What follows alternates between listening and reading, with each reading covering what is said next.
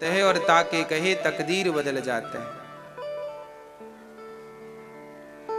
भा शब्द कहने मात्र से प्राणी मात्र का भाग्य खुल जाता है।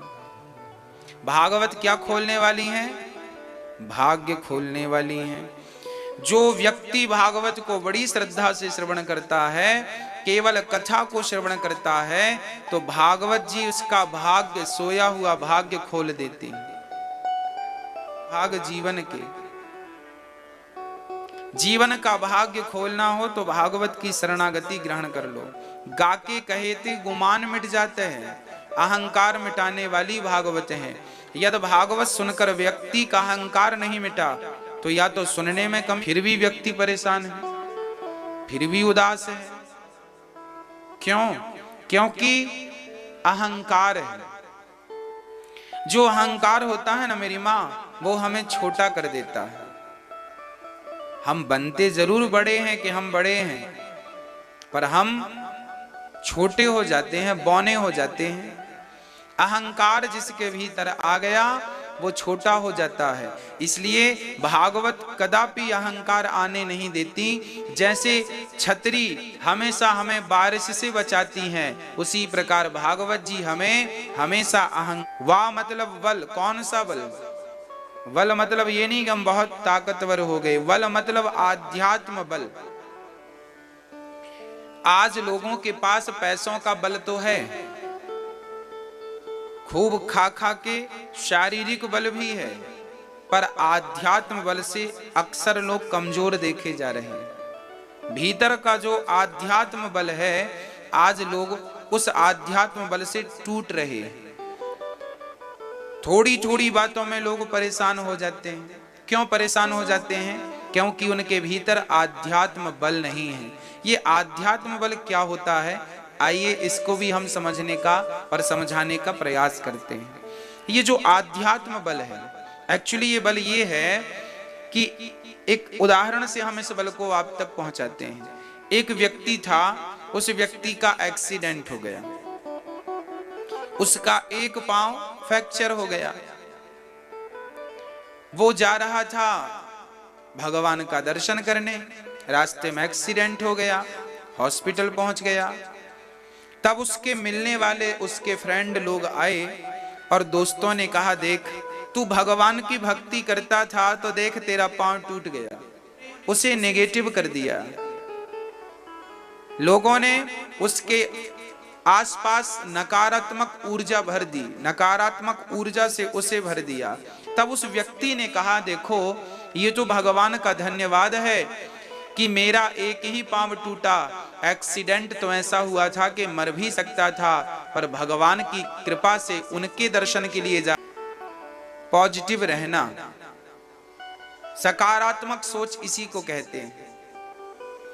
हम नकारात्मक ना रहें, हम सकारात्मक रहें। हम ये ना सोचें कि हमारे साथ कुछ बुरा हुआ है, हम ये देखें कि उस बुराई में भी अच्छाई क्या है।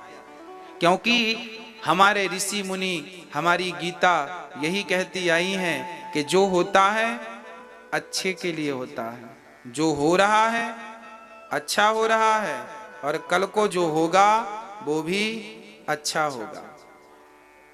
इसलिए हम वर्तमान को देखकर दुखी ना हो।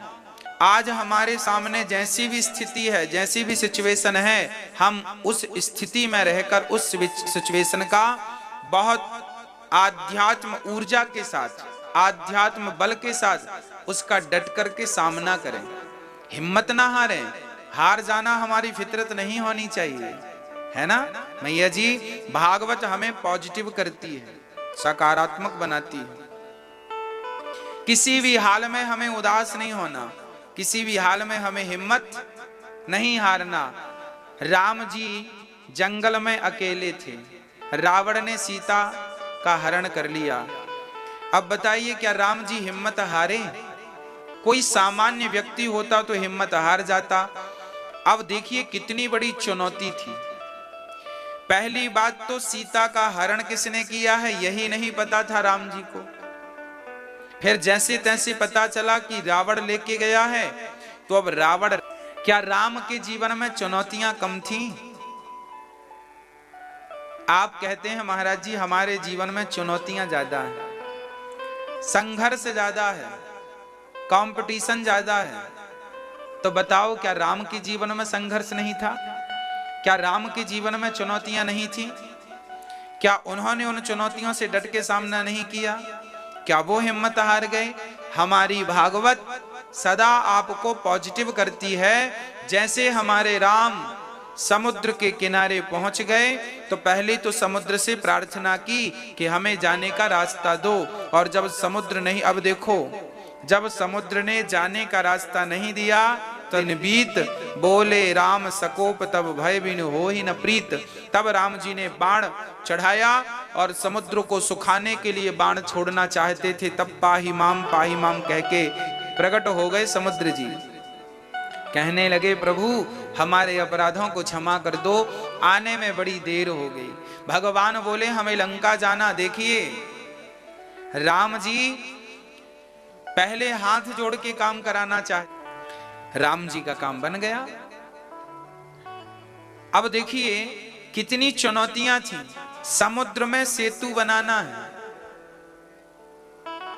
अब देखिए वहां भी दिमाग लगाया, एक पत्थर को हमने जहां डाल दिया वो वहीं रुक जाता था, एक पत्थर को यहां डाला और एक को 4 फीट आगे डाला तो अब बीच में 4 फीट का गैप हो गया। अब वो गैप कैसे भरेंगे? तब एक उपाय सूझा। उन पत्थरों पर एक पत्थर पर रा लिखा गया, दूसरे पत्थर पर मां लिखा गया। क्या लिखा गया? रा और वो पत्थर भी जुड़ गया और वो पत्थर भी डूबा नहीं राम नाम के बल पर। इसलिए जीवन में चुनौती तो राम जी के जीवन में भी चुनौतियां थी, पर राम जी बिना हारे बिना थके अपने लक्ष्य की तरफ बढ़ते रहे। आप भी यह भागवत सुनकर बिना हारे बिना रुके बिना थके अपने लक्ष्य की तरफ चलें। कितना भी संकट आए, कोई लाख आपके साथ बुरा करे, पर फिर भी आपके साथ कभी ना कभी बिहारी जी अच्छा करेंगे। तब अच्छा करेंगे जब आप बिहारी जी से जुड़ गया, जिस दिन उसने विभीषण का त्याग किया। या तो भगवान से जुड़िए या तो भगवान के भक्तों से जुड़िए, क्योंकि इसी से गति है, इसी से कल्याण है। हाँ, हम सबको किसी भी प्रकार से भगवान से जुड़ना है और यही आध्यात्म बल है। और इस बल को पुष्ट कौन करती है? भागवत जी पुष्ट करती हैं। वाके कहे बल बुद्धि बढ़ जात है, ताके कहे तकदीर बदल जाते हैं। यदि अपनी तकदीर बदलना चाहता है कोई तो भागवत की शरणागति ग्रहण कर लो। भागवत श्रवण करने मात्र से प्राणी का उद्धार हो जाता। अच्छा, आज के जमाने में जहां सब लोग साइंस को जानते हैं, ये बात पर बिलीव करना थोड़ा कठिन है कि भागवत सुनने से उद्धार कैसे हो जाता है। आइए हम इसको भी स्पष्ट रूप से समझाएं, बिल्कुल साइंटिफिक समझाते हैं, क्योंकि आज आप सभी पढ़े लिखे हैं, समझदार हैं। शास्त्र हजारों साल पहले लिखे गए हैं। उस जमाने में भी आज की दृष्टि को, आज के विचारों को, आज का माहौल देखकर इन ग्रंथों को हमारे ऋषि मुनियों ने हम सबके कल्याण के लिए तैयार किया है। आइए समझते हैं कि भागवत से आज का क्या संबंध है। आज के मैया जी, आप पंजाब में पता नहीं ये लोग थे या नहीं, पर मैं जिन लोगों को जानता हूं उनका परिचय आपसे कराता हूं। हमारे यहाँ क्या होता है नहीं होता था। ये होता था, किसी को सांप ने डस लिया तो सर्प जिसे डस लेता था उसे झड़ाने के लिए ले जाया करते थे। तो झाड़ने वाला ना मंत्र पढ़ के सांप का जहर उतार देता था। मतलब इतना पावरफुल उसका मंत्र होता था कि सांप काला नाग किसी को डस ले तो मंत्र पढ़ करके वो पूरे नाग का जहर उतार देता था। आपके यहां ऐसा सुनने में आया कि नहीं? कोई था ऐसा? हाँ या ना? केवल ऐसे ऐसे करिए, नहीं था तो मना करिए। आप जानते हैं ऐसे व्यक्ति को, यदि ऐसी बातें सुने हैं तो हाँ करिए, हाँ या ना? आप नहीं जानते? जिसे सांप डस लेता था तो झाड़ने वाले आज भी ऐसे लोग हैं जो सांप के जहर को, सर्प के जहर को मंत्र से उतार देते हैं और वो व्यक्ति बिल्कुल जिंदा हो जाता है, बिल्कुल स्वस्थ हो जाता है, मंत्रों के द्वारा सांप का जहर उतर जाता है। चलिए, ये तो रही बात जो कि चूंकि ये बात अब पुरानी हो गई है, हॉस्पिटल का अब जमाना है, अब कोई जाता नहीं है, पर सांप का मंत्र आज भी जो जानते हैं वो कारगर है।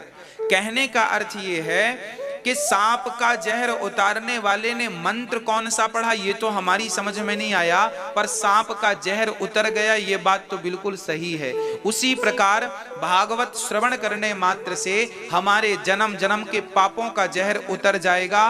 भागवत का एक भी अक्षर समझ में आए किसी को या ना आए, पर यह निश्चित है कि भागवत श्रवण करते ही जन्म जन्म का जहर तो उतर जाएगा।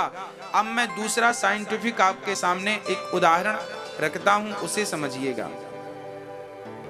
अच्छा ये बताइए, आपको कोई दी तो गुस्सा तुरंत आएगा, मन अशांत हो जाएगा, शांति समाप्त हो जाएगी, हाँ या ना? अब समझिएगा, गाली भी मुख से निकलती है और ये कथा भी मुख से ही निकल रही है। दास अनिरुद्ध के मुख से कथा आप सुन रहे हैं। कथा प्राणी मात्र का जीवन बदल देती है। जो व्यक्ति से सुन लेता है उसका सारा कष्ट समाप्त हो जाता है। भागवत जी के एक एक श्लोक आपको, जैसे हम लोग गुरुवाणी सुनते हैं या पढ़ते हैं, कई बार गुरुवाणी सुनने में और पढ़ने में कई बार इतने कठिन शब्द होते हैं कि हमें समझ नहीं आते कि इनका अर्थ क्या होगा, पर वो शब्द हमारे भीतर जाते हैं तो हमारा कल्याण करते हैं कि नहीं। गीता का शब्द हमारी समझ में आए या ना आए पर हमारा कल्याण करता है। उसी प्रकार भागवत जी में 18,000 श्लोक हैं, एक एक श्लोक प्राणी मात्र का कल्याण करने के लिए बिल्कुल तैयार है। जैसे आग की एक इतनी सी चिंगारी बड़े से बड़े ढेर को जलाकर खाक कर देती है, उसी प्रकार भागवत का एक शब्द तवे तापत्रय विनाशाय श्री कृष्णाय वयं नुमः। भागवत में कितना बढ़िया उपाख्यान है। भगवान कैसे हैं? भगवान कैसे हैं? सच्चिदानंद रूपाय। अच्छा, आप लोगों ने कभी भगवान को देखा है कि नहीं? हाँ या ना? आप केवल हाँ या ना में जवाब दीजिए। हाँ करना है तो ऐसे सिर हिलाइएगा, ना करना है तो ऐसे कहिएगा। आप बस इतना हमारा सपोर्ट करते चलिएगा, हम आपको कथा सुनाते चलेंगे। आपने भगवान को देखा है क्या? को नहीं देखा, उनसे हम निवेदन करते हैं कि भैया जी ये बैठे हैं भगवान, आप देख लीजिएगा। अब वो कहेंगे महाराज जी ये तो पीतल के भगवान हैं, तो पत्थर के भगवान हैं। अरे भाई, भगवान पीतल के नहीं होते, भगवान पत्थर के नहीं होते। भगवान कहाँ होते हैं आपको पता है? कहाँ होते हैं मैया? आप क्या कह रहे हैं? भगवान कहाँ होते हैं? यहाँ होते हैं, यहाँ। भगवान ना तो हृदय में होते हैं, ना तो मंदिर में होते हैं, ना तो मूर्ति में होते हैं, ना तो तीर्थों में होते हैं। भगवान होते हैं सिर्फ भक्त के विश्वास में है। जिन्हें विश्वास नहीं उनके लिए तो पीतल है। भाई बिहारी जी किनके लिए भगवान है? जिनको बिहारी जी पर विश्वास है। अब विश्वास ही नहीं है तो फिर उनके लिए तो केवल पत्थर है। तो भगवान केवल विश्वास का सब्जेक्ट है। प्रहलाद जी ने कहा इस खंबे पर भगवान है। प्रहलाद जी ने विश्वास से कहा कि खंबे पर भगवान है, तो भक्त का विश्वास टूट ना जाए इसलिए भगवान खंबा चीर कर प्रकट हो गए कि मेरे भक्त का विश्वास ना टूट जाए। भगवान सदा अपने भक्तों की विश्वास की रक्षा करते हैं। भगवान सदा अपने भक्तों के विश्वास की क्या करते हैं मेरी माँ? रक्षा करते हैं। इसलिए इसलिए भगवान पर केवल विश्वास करना सीखिए। क्या करना सीखिए? विश्वास कीजिए। अच्छा एक बात बताओ, पुरुषों से प्रश्न है मेरा, जब आप शेविंग कराने जाते हैं दुकान, तो आप तो चेयर पे बड़ी आराम से बैठ जाते हैं, नेत्र बंद कर लेते हैं और आपके गालों में छुरा चलता है, हाँ या ना? गालों में उस तरह चलता ना। अब बताइए कोई आपके गालों में छुरा चला रहा है और आप आंख बंद किए, बोलो क्यों? क्योंकि आप एक सामान्य से सेविंग वाले पे आप विश्वास कर लेते हैं। तो भगवान पे विश्वास करने में हर्ज क्या है? भगवान पे भी विश्वास कर लो ना कि यही हम सबके माता पिता हैं।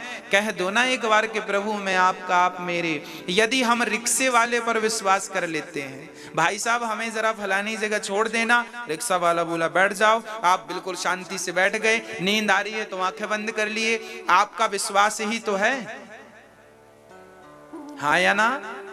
यदि हम रिक्शे वाले पर विश्वास कर लेते हैं, सेविंग बनाने वाले पर विश्वास कर लेते हैं, अरे हम तो सामान्य लोगों पर कई बार विश्वास कर लेते हैं। यदि हम सामान्य लोगों पर विश्वास कर लेते हैं तो मेरी प्रार्थना है, मेरे कहने से एक बार भगवान पर विश्वास करके देखिएगा, बिहारी जी के चरणों पर विश्वास करके देखिएगा, और जितना विश्वास अभी आपको है इससे ज्यादा विश्वास की। शास्त्र तो ये कहते हैं कि पहले आप विश्वास करो। यदि विश्वास है तो भगवान माता में भी भगवान है, पिता में भी भगवान है, स्त्री में भी भगवान है, पुरुष में भी भगवान है। सर्वम खलविदम ब्रह्मा, इस दुनिया में भगवान के सिवा क्या है?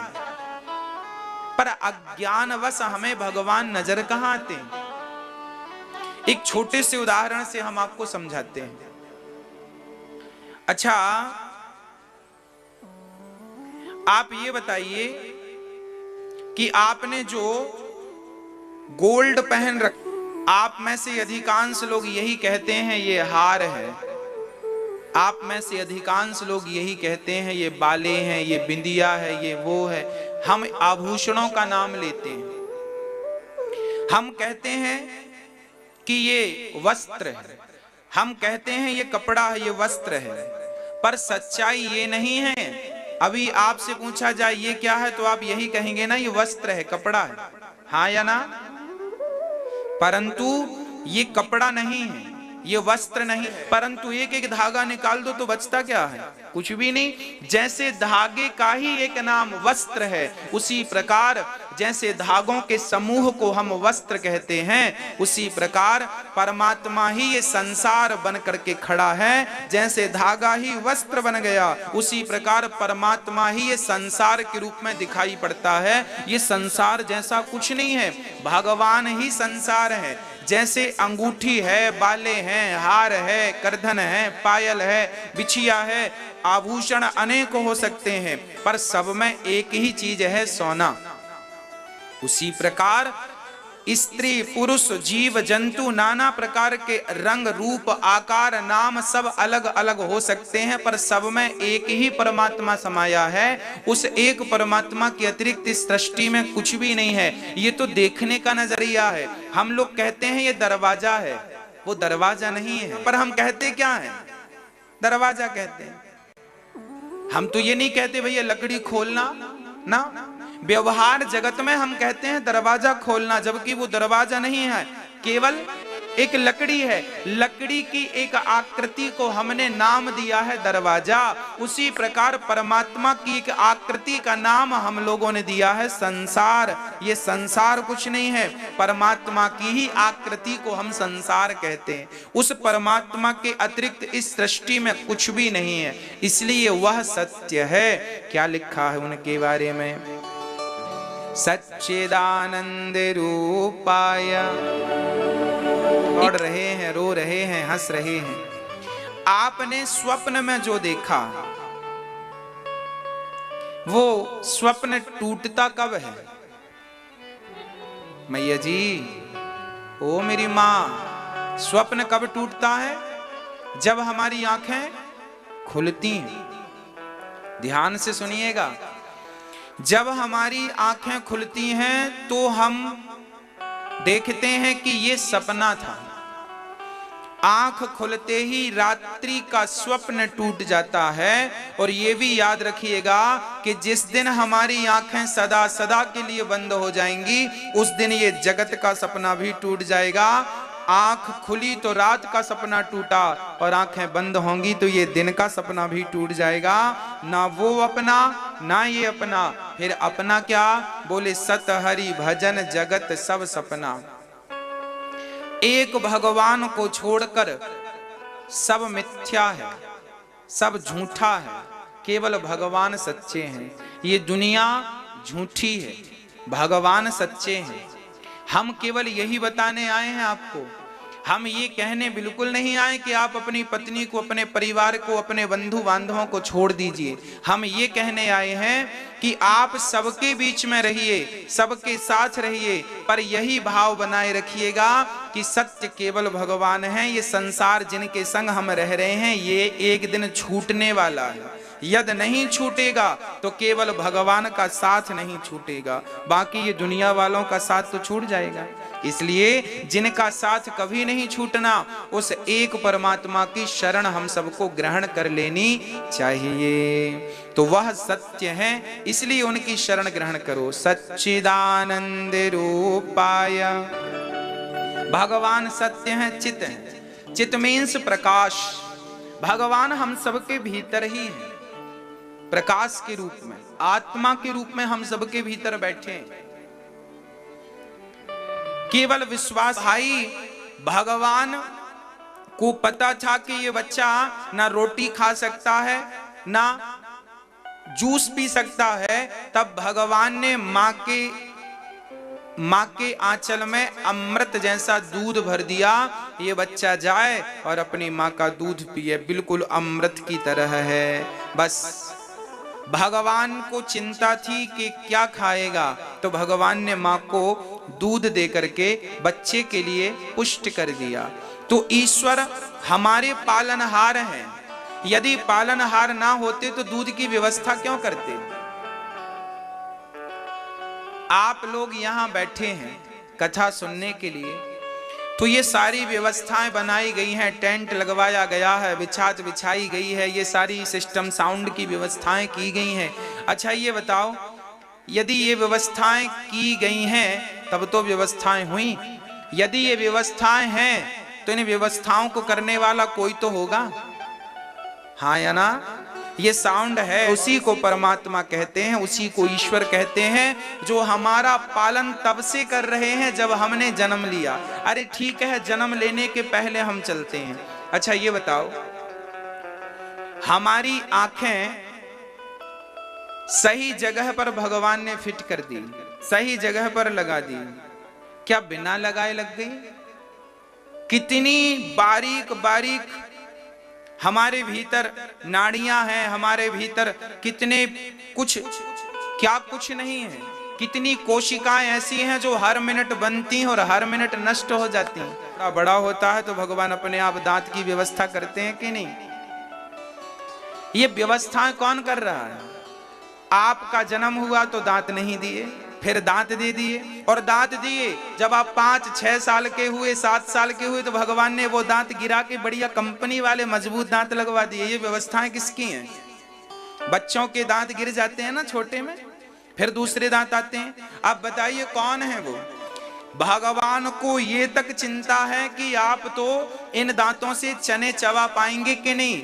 बच्चों के दांत कमजोर होते हैं तो वो गिरा के बढ़िया मजबूत दांत देते हैं दोबारा में, एक बार में मजबूत दांत नहीं देते, क्योंकि भगवान को पता है कि ज्यादा मजबूत दांत दे देंगे तो इससे माँ का दूध पीना है, और यदि माँ का दूध मजबूत दांतों से पिएगा तो माँ का आंचल काट देगा। माँ के आंचल में क्या लग जाएगी? चोट लग जाएगी।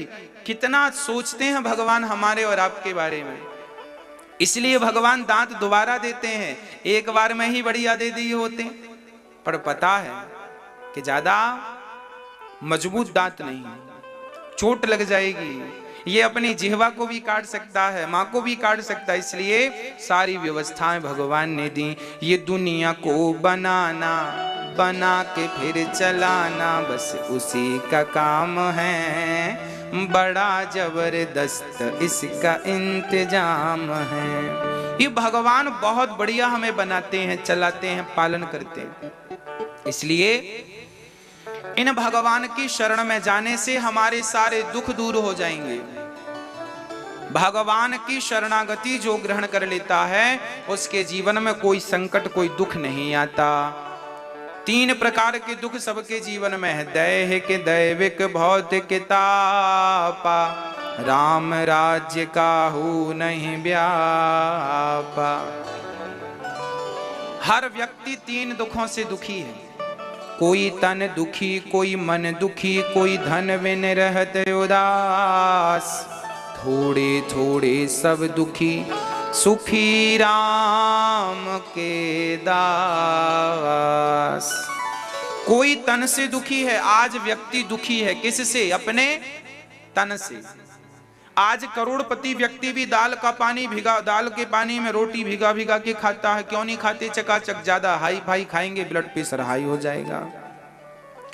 तो कोई तन से दुखी है, कोई मन का रोगी है, मन बड़ा उदास है, मन बड़ा परेशान है।